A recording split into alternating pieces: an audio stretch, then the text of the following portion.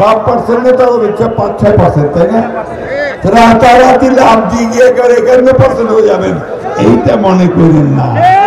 বাংলাদেশের মানুষ আপনাদেরকে সহজে ভোট দিবে না, কারণ আপনাদেরকে তারা বিশ্বাস করে না, বিশ্বাস করে না। পাকিস্তান আন্দোলন করছিল মুসলমানরা, পাকিস্তানের মুসলমান ভাইদের স্বার্থ রক্ষার জন্য, মুসলিম, তখন আপনাদের নেতা মৌদুদি সেটা বিরোধিতা করেছিল, ঠিক না? আর আজকে আবার 1971 সালে আমরা যে স্বাধীনতার যুদ্ধ করলাম পাকিস্তানিদের থেকে বের হয়ে আসার জন্য, তখন আমরা আপনারা শুধু বিরোধিতাই করেন নাই, ওই পাকিস্তান সেনাবাহিনী থেকে হাত মিলিয়ে গণহত্যা করেছেন। কথা বলতে আমার কোনো দ্বিধা হয় না, কারণ আমি একজন মুক্তিযোদ্ধা, আমি এই দেশের স্বাধীনতার জন্য যুদ্ধ করেছি।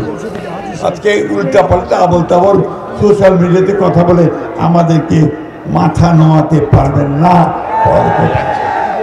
আমি খুব পরিষ্কার করে বলতে চাই বন্ধুগণ, যে আমরা অবিলম্বে প্রধান উপদেষ্টা যে নির্বাচনের ঘোষণা দিয়েছেন 2024 সালের ফেব্রুয়ারি মাসের প্রথমার্ধে, এই নির্বাচন হতে হবে।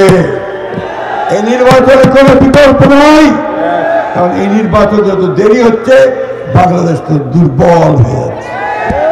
জনগণের সমর্থন ছাড়া কোনো সরকারি সফলতার সঙ্গে দেশ চালাতে পারে না।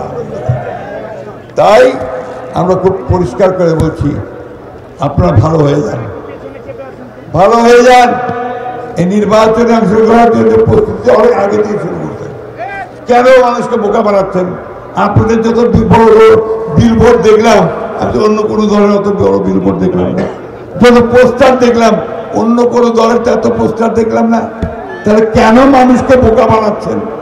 আপনারা তো নির্বাচন করবেন, নির্বাচন না করলে আপনাদের অস্তিত্ব থাকবে না।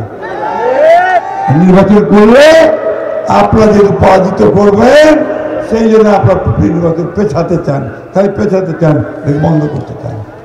বন্ধুগণ, আমি খুব পরিষ্কার করে বলতে চাই, আমরা বিএনপি নই, সারা দেশের মানুষ এখন নির্বাচন চায়।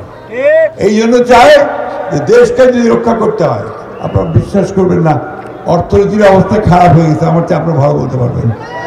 খারাপ হয়ে গেছে না? কেন? নির্বাচিত সরকার নাই, বিদেশ থেকে বিনিয়োগ আসে না, টাকা আসে না।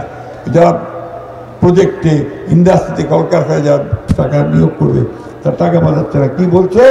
যে আগে একটা নির্বাচিত সরকার চাই, আর সেই নির্বাচিত সরকারটা হচ্ছে বিএনপি। বিএনপিকে দেখতে চায় এখন আন্তর্জাতিক বিশ্ব এবং বাংলাদেশের মানুষ, এবং সেই জন্যই আমাদেরকে নির্বাচনের দিকে যেতে হবে।